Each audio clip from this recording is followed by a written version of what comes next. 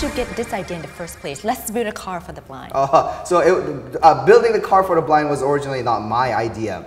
We were doing a lot of research in fully autonomous systems, autonomous vehicles. So these are cars where we press start and nobody touches anything and it can reach its destination by following all the rules of the road, intersections and park out, those kind of things.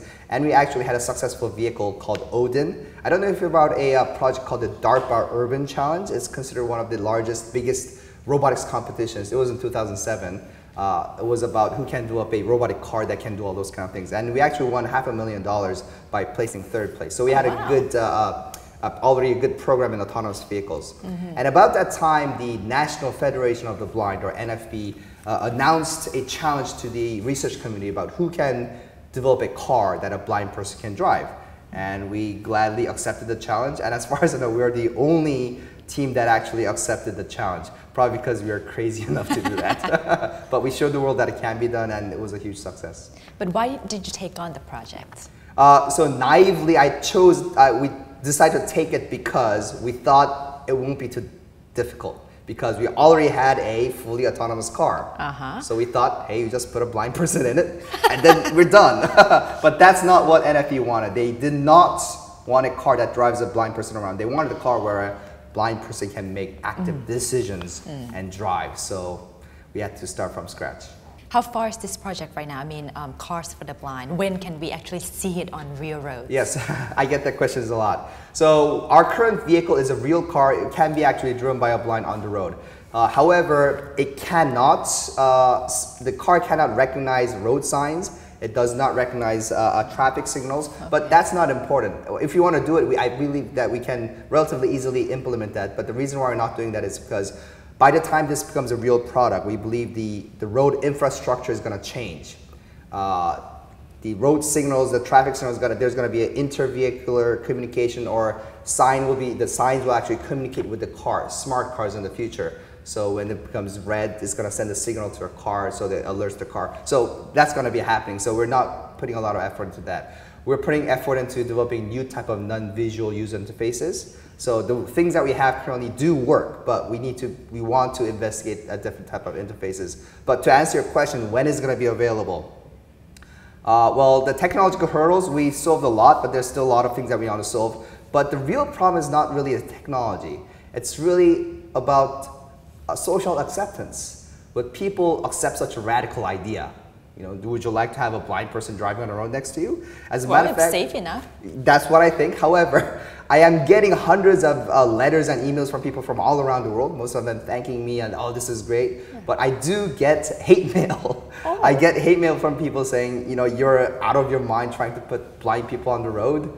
So this is a good example of social acceptance. There's a lot of people, there's going to be a lot of friction about those kind of things. Or social infrastructure. How are you going to, you know, how is it going to be covered by insurance? Or how are you going to issue driver's license for the blind? So there's a lot of these kind of things that need to be solved. And I believe that the technology will be ready before the society will be ready.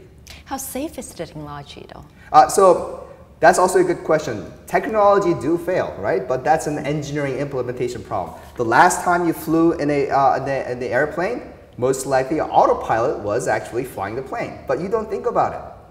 Right? We're used to it. We're used to it. Same thing with this blind driver technology. So if you think about it, that's exactly the same. So what, 5 years from now? Or 10 years? Probably more than 5 years. 15 years or so, but still there's a lot of things that need to be worked out. And another interesting thing is cost. It's going to be more expensive than a regular car. So for that, probably a government subsidiary program kind of thing needs to be implemented to make it more affordable for the blind.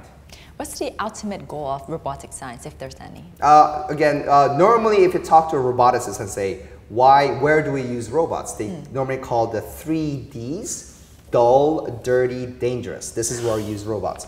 Dull work, the things that you don't want to do, like boring things in a factory, assembly line. Thus, we have these factory automation robots. Dirty things that we don't want to do, like Fukushima, you know, the nuclear power plant, send in robots to clean it up. Dangerous work in a war zone. There's like you know, roadside bombs. We send in robots to dismantle it. So the dull, dirty, dangerous, the 3Ds. However, I added 2 more Ds to it. I call it the Dennis Hong's 5D. Dull, dirty, dangerous, distant, and difficult. Distant, for example, currently have these Mars rovers, the robotic vehicles on Mars for scientific exploration. Mars is so far away, you cannot really teleoperate it.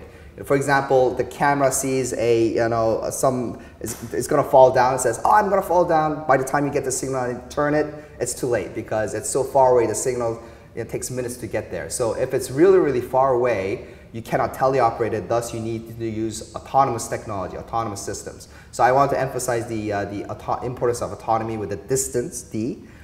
Difficult, I want to emphasize the fact that now the artificial intelligence technology is advancing. So now the robots are smart enough, it can actually do difficult work as well. So dull, dirty, dangerous, distant, and difficult. So that's where we use What it. type of difficult jobs are we talking about? The things that require skills, fine manipulation of things, picking up delicate objects. Currently, these industrial robots cannot handle those, but now we'll be able to transfer skills to the robots so they can do these kind of difficult jobs. Surgery, fine skills. Those are some of the examples. You're very innovative and creative as well. Yeah. How do you nurture of these ideas? Yeah, so I'm a researcher, roboticist, but before that I'm an educator as a professor. So I teach our students, and I try to figure out the best way to teach creativity. But creativity, innovation is a difficult thing to teach. I personally think, again, everybody has a different opinion. I personally think creativity is the ability to connect things that are completely unrelated.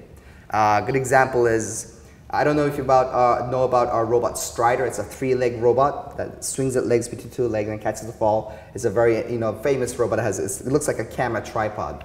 That, for example, how I created that, I come up with that idea was once I was in a park and I saw a mother braiding the hair of her daughter. So she had 3 strands of hair doing this, and I saw that like, oh, that's interesting, and I started thinking, is there a way to create that motion without the hair getting braided?